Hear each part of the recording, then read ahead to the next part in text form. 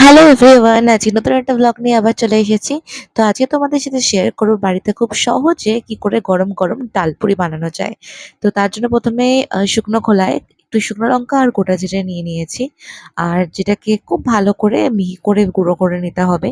এতটুকু পরিমাণ, তো সেই কারণে সেটা শিলনোড়াতে বেটে নেওয়াটাই সব থেকে ভালো। তারপরে এখানে দেখো আমি ময়দা নিয়ে নিয়েছি। আমি এখানে 600 গ্রাম মতন ময়দা আর 50 গ্রাম মতন আটা নিয়েছি, এরকম রেশিওতে। তারপরে ভাজা যে মশলাটা ছিল সেটা ওর মধ্যে দিয়ে দিলাম। এরপরে একে একে নুন দিলাম, তারপরে চিনি গুঁড়ো করে রেখেছিলাম সেটাও দিয়ে দিলাম, মিশতে সুবিধা হবে।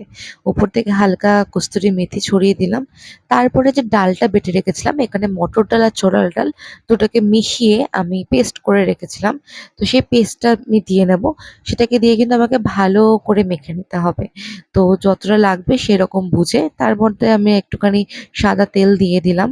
তো সাদা তেলটা ভালো করে দেওয়া হয়ে গেল, দেখতেই পাচ্ছ। এবার এই সমস্ত ইনগ্রেডিয়েন্টস গুলোকে দিয়ে খুব ভালো করে কিন্তু মিক্স করে নিতে হবে। আর এখানে একটু গরম জল করে নিচ্ছি যাতে ডোটা মাখতে সুবিধা হয়। খুব বেশি পাতলা যেন না হয়ে যায় সেদিকে নজরে রাখতে হবে। ডালপুরি অন্য অন্য পদ্ধতিতে হয়, কিন্তু এইভাবে খুব তাড়াতাড়ি আর কি ঘরে ডালপুরি বানানো হয়ে যায়।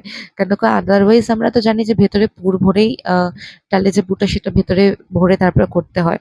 তো এখানে দেখো বাদবাকি যে ডালটা ছিল সেটাও কিন্তু একটু জল মিশিয়ে আমি দিয়ে দিলাম, যাতে আর কি মাখতে সুবিধা হয়। তো এটাকে ভীষণ ভালো করে মেখে নিতে হবে। বিশ্বাস করে এই পদ্ধতিটা করে দেখো, খুব ভালো লাগবে। ঘরোয়া পদ্ধতিতে খুব টেস্টিও হবে। আর তারপরে একটু একটু করে গরম জল দিয়ে ভালো করে আমরা ডোটাকে মেখে কিছুক্ষণ রেখে দিলাম। এখানে দেখতেই পাচ্ছ গোল গোল করে আমরা নিয়েছি। আর তারপর এটাকে ভালো করে বেলে নিতে হবে। এটা এত সুন্দর খেতে হবে, মানে ইনস্ট্যান্ট একটা সুন্দর রেসিপি। তোমরা যদি চাও রাত্রিবেলার ডিনারে বা সকালের ব্রেকফাস্টে তোমরা ইজিলি বানিয়ে নেবে। তো এরপরে এটাকে সাদা তেলে খুব ভালো করে ভেজে নিতে হবে। তাহলেই কিন্তু তৈরি হয়ে গেল গরম গরম ডালপুরি। আর আজকে মা বানিয়েছিল কাশ্মীরি আলুর দম।